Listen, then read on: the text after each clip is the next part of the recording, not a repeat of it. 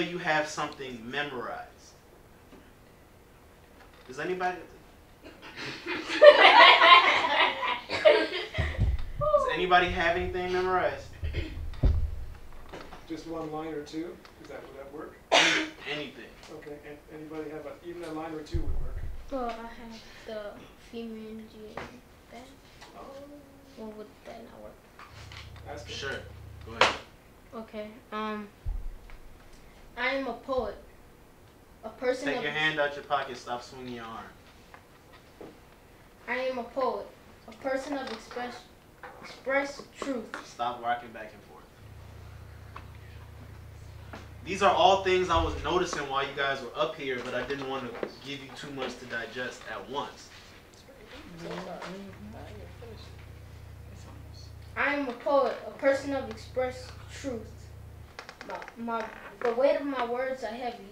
I should be careful how I use them. I think that's how it is. Lock your eyes somewhere.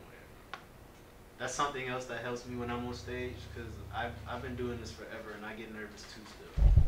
So what I do is I find somewhere, whether it's somebody in the crowd that I know, or I find somewhere generally out here to where my eyes are locked. You can't tell if I'm looking at you or looking past you. You may think I'm looking at you in your face, speaking directly to you. Maybe I am, maybe I'm not. It doesn't matter. But my eyes aren't darting around everywhere like I'm nervous and I don't know what to do. If you show that you're nervous on stage, if you let that show through too much, people are going to get disengaged from what you're doing. That's just the bottom line. If you're nervous, if you get on stage and you're nervous and you act like you don't know what to say, or you mess up and you make it obvious that you messed up, people are going to ignore you. Nobody's going to take you seriously. That's just the reality. You have to be able to, if you stumble, if I have another chance to talk to you guys like this, I'm going to teach you about improvisation. Being on stage when you mess up, being able to flip it and keep it going. Because if you stop, even if you had me hooked on your every word for that entire 4-minute piece, if 3.5 minutes into it, you stop because you messed up, I'm completely disengaged. I'll forget everything you said before that because I'll be focused on he messed up. He screwed it up. She screwed it up. And I don't want that to be you. Because I've been there. I've done it. I still do it sometimes. It's embarrassing. I'm going to tell you a story. My senior year of high school, we did this musical called Godspell. And my director, what she told me to do was, there was this Bible passage that was a song. And she said, this is terrible. Can you do something with it? So I took it, and I took this Bible verse, or not exactly a verse, but the story from the Bible. I flipped it, and I turned it into a 2.5-minute rap. Everybody was on stage behind me. Somebody had a Congo drum that made a beat. And once I got it memorized, it was perfect. I had it performed perfectly. And then the opening night of the show, I get on stage, and my mind just completely blanks. I was up there like, yeah, for like a minute straight. And that doesn't sound like a long time, but when you're on stage for a minute doing nothing, it feels like years. So I had to skip to like the end of the rap, and then everybody else caught on, and the rest of the show was fine. But it was obvious that I messed up. The whole next day, that's all I heard was, why you mess up? Why you throw us off like that? And when other people are relying on you like that, when you're doing something like when me and Mo were tag teaming, neither of us messed up because that was majority off the top of the head. You can't really mess that up. You're just feeding off each other.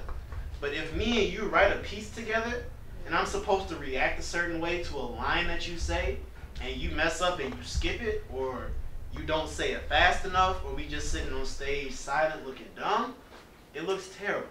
It brings down the performance as a whole. And it messes up the stigma for everybody else around you because like we said earlier, we're a group, we're a team, we're a family. If I mess up, it brings it down. So when you get on stage, they're going to be expecting you to mess up too. even if you didn't, people will say, well, that one dude still messed up, so your team altogether must not be that great. Nobody wants that hanging over their head. How much time do I have? 5 minutes. So then you can kind of work with them individually so I can see what they have and All right. solidify what they're doing. So the main thing I want you to do, this helped me a lot with memorization too. I want you to go home, take the piece that you're going to perform, write it if you haven't written it yet. Look in the mirror. I know you make that face because it sounds corny, but it works. I want you have an idea of what your face looks like when you're making a facial expression, but the only way you're going to know for sure is when you look in the mirror. Point blank period. Facial expressions bring a lot to what you're doing. So look in the mirror, practice it. Find how you want your face to look this way when you say this line. You want your face to get here when you're saying that. And like I said, the repetition and doing it over and over and over will help with the memorization. The next time I get a chance to talk to y'all like this, I'll talk about what helps me when I'm on stage as far as being nervous. But, go ahead, what do you want to do? I want to, I know you had individual feedback for individuals on the side versus just as a collective group. And then I want to see how many people have what they're writing for the 17th and then what you're writing for the 16th and also for the group poem on marijuana. Did everybody finish their 1 or 2 line for the marijuana poem? Yeah. Do you have it written down? I have it on my phone. Okay, because we so want to see it so we can see what order, who should go in what order depending on what you've got written. Then we know what to do where we come in if we need to round it off to start it or finish it. Or Is there anybody that does not have their one-liner? Okay, You got your one-liner? So you want to go ahead and start, we wanted to work on that. Alright, so let's do this. You guys start working on what you're going to perform on the 17th and the marijuana thing if you're not caught up with that.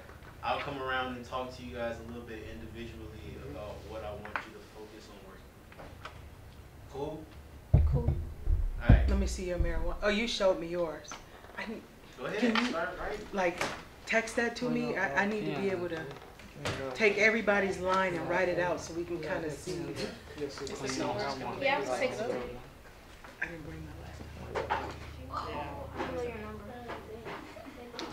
630 708 2229. 6307. 708 2229. 2229.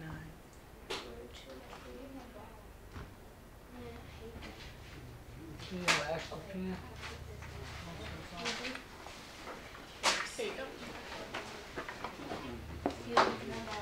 George, you okay?